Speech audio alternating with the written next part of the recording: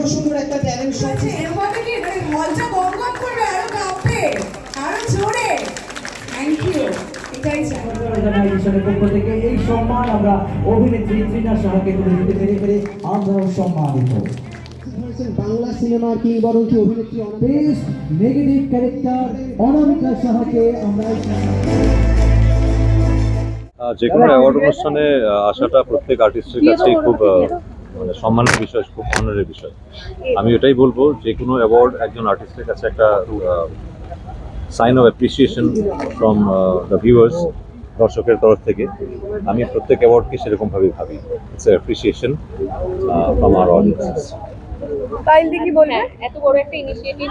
সবথেকে বড় কথা, এটা ভীষণ একটা উপরি পাওনা যে ঋষিদাকে আমরা আজকে স্টারলাইট অ্যাওয়ার্ড সম্মানে পেয়েছি, এবং ঋষিদা এত বড় একজন স্টার হয়ে যে আমাদের মধ্যে এসেছেন, এটা ভীষণ গর্বের বিষয়। কারণ ওনার ডেট সত্যি পাওয়া যায় না, এবং উনি বম্বে শুটিং করছেন, তার সাথে সাথে কলকাতায় কাজ করছেন, এবং তার সত্যি আজকে যে শো স্টপার হচ্ছে আমাদের ঋষিদা। এটা হচ্ছে সবচেয়ে বড় উপরি পাওনা যে আজকে স্টারলাইট সম্মানের মেইন স্টার হচ্ছে ঋষিদা। সো আর কিছু বলার অপেক্ষা রাখে না, আমরা এখন দর্শকরা সবাই উদ্গ্রীব হয়ে আছে কখন ঋষিদার বক দেখবে। ঋষিদার এই ড্রেসটা পরে কেমন লাগছে, মানে আজকের কস্টিউমটাতে কতটা নিজেকে ভালো লাগছে? এটা আমার নিজেরই কস্টিউম, মানে এখনো মানে এই প্রোগ্রামের যে কোনো কস্টিউম মানুষের যখন ফিট হয় তাহলে কেমন লাগতে পারে। মানে এই প্রোগ্রামের জন্য অবশ্যই আমাদের ডিজাইনার ড্রেস মেক করেছে, তো একদমই ঋষিদা ভীষণ এক্সাইটেড। এবং এটা আমার নিজের কস্টিউম, এটা কোনো ডিজাইনারের কস্টিউম নয়, আমি নিজে কস্টিউম পরে দাঁড়িয়ে আছি। এবং কস্টিউমটা পরবে, এখন সবাই মেকআপ হলো, তো এখন তৈরি হচ্ছিল, এলো বাইরে। তো এখন আমরা প্রচন্ডই ব্যস্ততার মধ্যে আছি, তার মধ্যে এত গরম। ঋষিদাকে বললাম চলো একটুখানি কথা বলি না। ঋষিদা, যে কোনো অ্যাওয়ার্ড কতটা কাজের ক্ষেত্রে মানে বুঝবাম দেয় বা এনার্জি দেয়? গুজবাম বলবো না, আমি একটু আগেই বললাম এসে কেমন লাগছে যখন জিজ্ঞেস করছিল যে কোনো অ্যাওয়ার্ড শোতে আসা আর যে কোনো অ্যাওয়ার্ড হাতে নেওয়া একজন আর্টিস্টের কাছে একটা অ্যাপ্রিসিয়েশন হয় দর্শকের তরফ থেকে, সেটা অবশ্যই তাকে অনুপ্রাণিত করে। কারণ কাজ করার সময় মানুষ পেশাগত দিক থেকে কাজ করে, কিন্তু তার যখন একটা স্বীকৃতি হয়, একটা লোকেরা আলাদা করে অ্যাপ্রিসিয়েট করে, তখন অ্যাওয়ার্ডটা তাকে দেয়, তখন যথারীতি তার কাছে সেটা একটা আনন্দের বিষয়। এই আইডিয়াটা বলতে গেলে, আমি যেহেতু প্রতিনিয়ত মানুষের জন্য কাজ করি, মানুষের কথা ভাবি, সেইখান থেকেই কিন্তু এই ভাবনা। মানুষ যেমন প্রত্যেক দিন তার সংসার চালাতে গিয়ে বিভিন্ন প্রতিকূলতার মধ্যেখানে পড়ে, তো সেই প্রতিকূলতাকে কাটিয়ে ওঠার আরেক নাম হচ্ছে স্টারলাইট সম্মান। তাদেরকে মোটিভেট করা, তাদেরকে ইন্সপায়ার করা, তাদেরকে আরো 100 পা এগিয়ে ভাবার চিন্তাধারাকে স্টারলাইট সম্মান বলা হয়। কারণ এই স্টারলাইট সম্মানে প্রথমবার সমাজের সেই সকল মানুষরা থাকছেন যে সমস্ত ডাক্তাররা বিনা পয়সায় রোগীদের ট্রিটমেন্ট দেন, সেই সমস্ত পলিটিক্যাল লিডাররা থাকছেন আমাদের সাথে, যারা যে কোনো সময় যে কোনো বিপদে মানুষের পাশে এসে দাঁড়ান। রয়েছেন আইপিএস, রয়েছেন আইএএস, তাছাড়াও রয়েছে সমাজের উচ্চপদস্থ ব্যক্তিবর্গরা, এবং রয়েছে অবভিয়াসলি যেহেতু স্টারলাইট সম্মান টলিউড ইন্ডাস্ট্রি তারকারা। এই অ্যাওয়ার্ডটা কন্ডাক্ট করার আগে তো অনেক সমস্যার সম্মুখীন প্রত্যেক মুহূর্তে, আজ সকালেও পর্যন্ত আমাকে প্রত্যেক মুহূর্তে লড়াই করতে হয়েছে, প্রত্যেক মুহূর্তে ভাবতে হয়েছে যে আমি কিভাবে এগোবো। So it's very difficult for me. যারা পাশে ছিল তাদের মধ্যে সবার প্রথম কার নাম মনে পড়ে? সহেল, ম্যানেজমেন্ট হেড, আর আমার পুরো বোর্ড মেম্বার্স যারা আমাকে সহযোগিতা করেছে, যাদের ছাড়া আমি চলতে পারবো না, তারা। সম্মানে আমাকে সম্মানিত করেছে বলে আমি সত্যি গর্বিত। মানুষ প্রচুর অল্প বয়সী ছেলে মেয়ে যারা সমাজের কাজ করেছে, সমাজ কল্যাণের কাজ করেছে, সম্মানিত করেছেন। চিকিৎসকদের সম্মানিত করছেন যারা মানে সমাজ পরিষেবা করেন। ফলে আমার মনে হয় যে এটা এক ধরনের নতুন প্রচেষ্টা। শুধুমাত্র গ্ল্যামার নেই, এখানে মানবিকতা রয়েছে, এবং যারা মাটির সঙ্গে কাজ করছে তাদের সম্মানিত করতে পেরে আমরা সকলেই খুব আনন্দিত, এইটুকু বলতে পারি। খুব ভালো। এক জায়গায় এক্সিবিশন, তার সাথে সাথে তুমি এখানে অ্যাটেন্ড করছো। হ্যাঁ, তোমাদের সাথেও খুব ফ্রিকোয়েন্ট দেখা হচ্ছে। এরকম একটা অ্যাওয়ার্ড শো দেখে তোমার কেমন লাগছে? মানে এটা একটু ডিফারেন্ট টাইপের অ্যাওয়ার্ড শো। একদম একদম একদম অ্যাওয়ার্ড শো সবসময় ভালো লাগে, আর অ্যাওয়ার্ড পেলে আরোই ভালো লাগে, একটা এনকারেজমেন্ট হিসেবে কাজ করে। আর তো ওই জন্য খুব ভালো লাগছে, আর এত ভালো করে অর্গানাইজ করা হয়েছে, এত দিন ধরে, এত মাস ধরে। আই থিঙ্ক যেখানে মহিলারা ইনভলভ থাকে না, আমি কাউকে ছোট করছি না, শুধুমাত্র যেখানে মহিলারা ইনভলভ থাকে, আই থিঙ্ক জিনিসটা অটোমেটিকলি আরো ভালো হয়ে যায়। So kudos to the entire organisation. কি প্রিপারেশন নিয়েছেন আসার আগে? এখন এখনো প্রিপারেশন রিসেন্টলি আমরা যেমন দেখলাম ওয়েব সিরিজে হইচইতে বেরোলো গভীর জলের ফিশ 2 সরি গভীর জলের মাছ 2 এবং এরপরে তোমার আরেকটা ওয়েব সিরিজ আসার কথা চলছে সেটা হলো মিল্কশেক মার্ডার্স। কেমন লাগছে পর পর ওয়েব সিরিজ বেরোচ্ছে?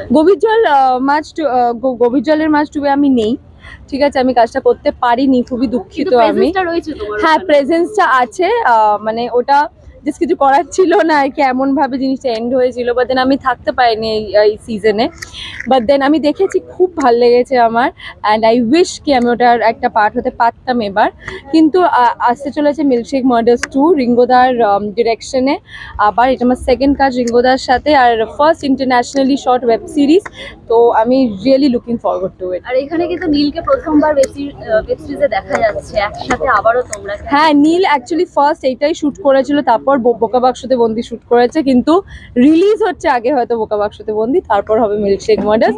বাট নেভারদারলেস আমরা একসাথে, এটা আমাদের ফার্স্ট ওয়েব সিরিজ, তো অনেক কিছু ফার্স্ট আছে এখানে, সৌরভের সাথে ফার্স্ট, নীলের সাথে ফার্স্ট ইন্টারন্যাশনাল ওয়েব সিরিজ, তো সব কিছু মিলিয়ে নার্ভাস তো আছি, আর কিন্তু I am very positive about it. আচ্ছা ত্রিনা, একটা জিনিস যেটা হচ্ছে যে মানুষের ভালোবাসা এবং অ্যাওয়ার্ড পাওয়ার স্বীকৃতি কাজের ক্ষেত্রে কতটা তোমাকে মানে কি বলবো গুজবান লাগে?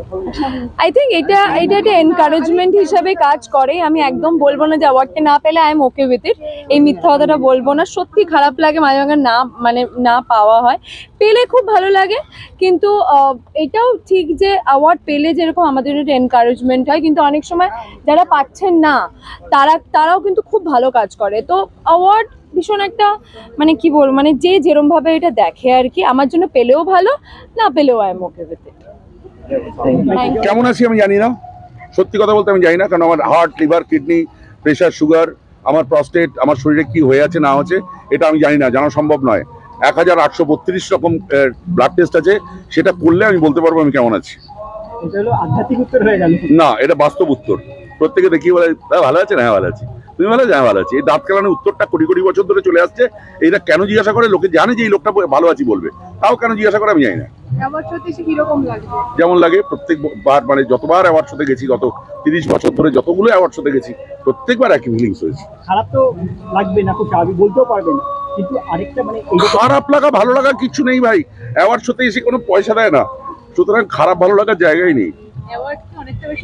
হ্যাঁ, অ্যাওয়ার্ড দিলে ভালো লাগে, মনে হচ্ছে একটু সম্মান পেলাম, আমাকে অ্যাওয়ার্ড দিলাম, একটু সম্মান পেলাম, বাস। অ্যাওয়ার্ড পাওয়াটা বড় নাকি দর্শকদের ভালোবাসা? দর্শকদের ভালোবাসা ডেফিনেটলি।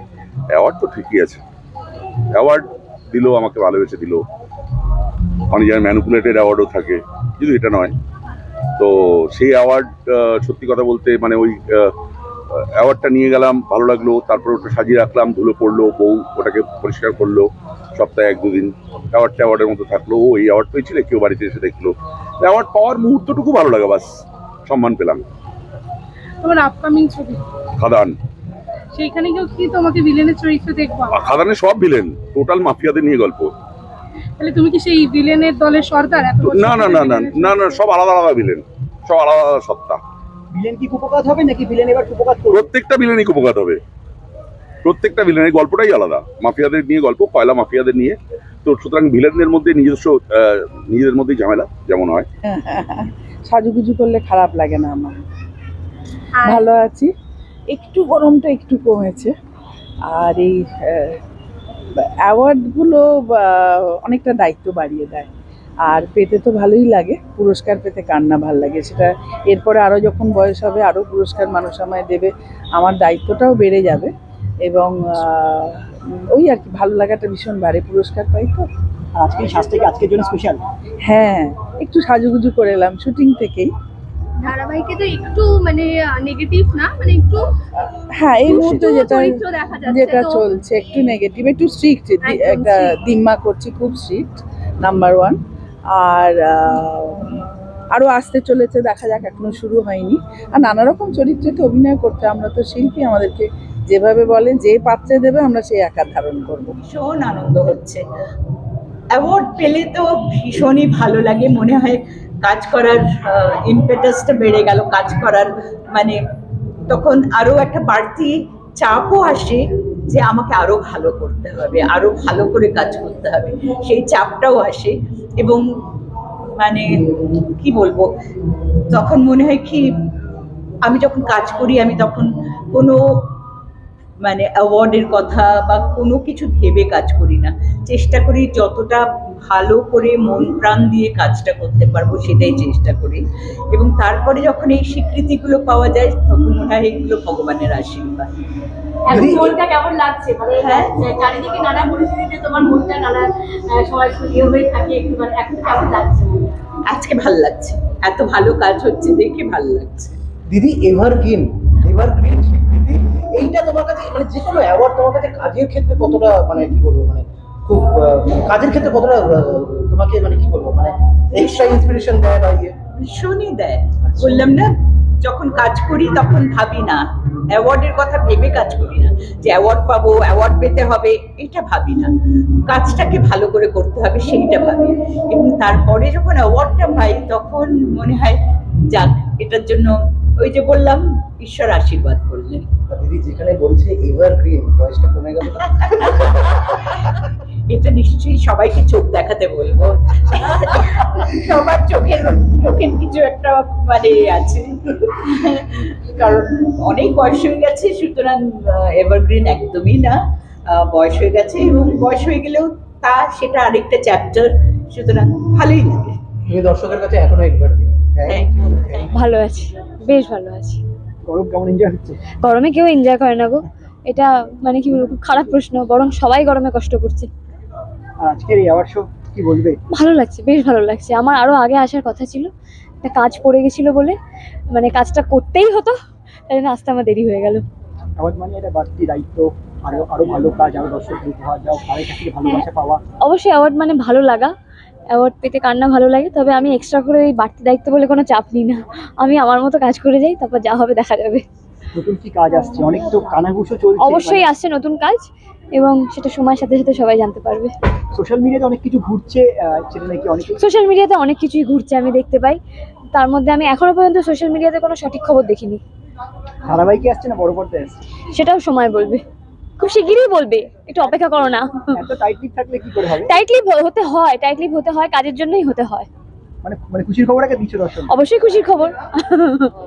অ্যাওয়ার্ড ছাড়াও একটা আর্টিস্টের কাছে, অ্যাক্টর হোক অ্যাক্ট্রেস, দায়িত্ব অলওয়েজ থাকে, মানে সেটা সিরিয়াল হোক, মুভি হোক, ওয়েব সিরিজ হোক, যখনই কোনো প্রজেক্ট আমাদের কাছে আসে না তখন দায়িত্ব অলওয়েজ বেড়ে যায়, কারণ প্রচুর টাকা ইনভেস্ট থাকে, বা তখন মনে হয় এটা আমারই একটা মুভি।